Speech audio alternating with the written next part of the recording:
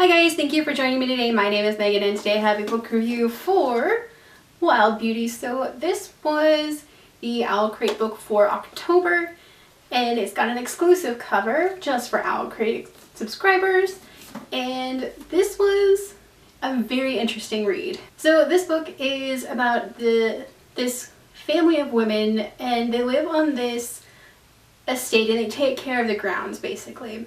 So they all have these really cool powers where they can grow flowers from just their hands, and they use those powers to take care of the grounds for this beautiful estate, and hence all the flowers on the cover. So basically they can grow any kind of flowers, trees, plants, doesn't matter. Any time of the year they can make them grow, and they make this garden just flourish. They also have this curse where anybody that they love too hard will just disappear. This group of cousins, there's 5 of them, they're all girls, there are no boys in this family whatsoever. All 5 of these girls fall in love with the same person in the beginning of the book. They've all loved the same person, and that person's name is Bae, and she is the granddaughter of the woman who owns the estate that they work on, that they live on and take care of. All 5 of them have fallen in love with the same girl, and they're all worried about making her disappear. And so they come up with a plan to try to appease the land so that the land won't take this girl from them, and basically offer their most valued trinkets. So whether it's random pieces of jewelry that they love, or shoes or dresses or something, they give it to the land and ask that the land not take the love of their life. And unbeknownst to them, their sacrifice brings back a boy. He just shows up out of nowhere. And this boy has no memory of his name. He doesn't remember anything about where he came from. He doesn't know anything. The women of this family, so there's 3 generations, 5 grandmothers, 5 mothers, 5 daughters. They take this boy in and they take care of him and they love him, and they try to help him figure out where he came from and why he's here. And it's just a very interesting story. So throughout the book gets a little darker as it goes on, because there's some weird things that keep popping up and coming up about the estate that these people live on and they take care of. And eventually they find out that something terrible happened in the past to make the land hungry.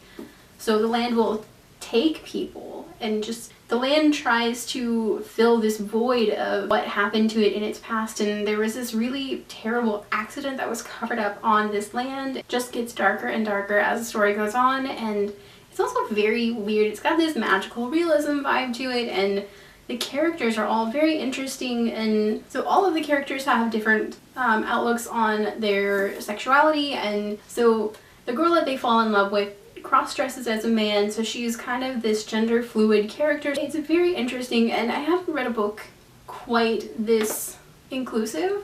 It was just a very magical and really weird story. Their powers over flowers are just really amazing, and it's just a really beautifully done story. And so I found a quote that I really did love in this book, and it just kind of sums up this book perfectly. And it says, "Even in its first faint traces, love could alter a landscape. It wrote unimagined stories and made the most beautiful, forbidding places.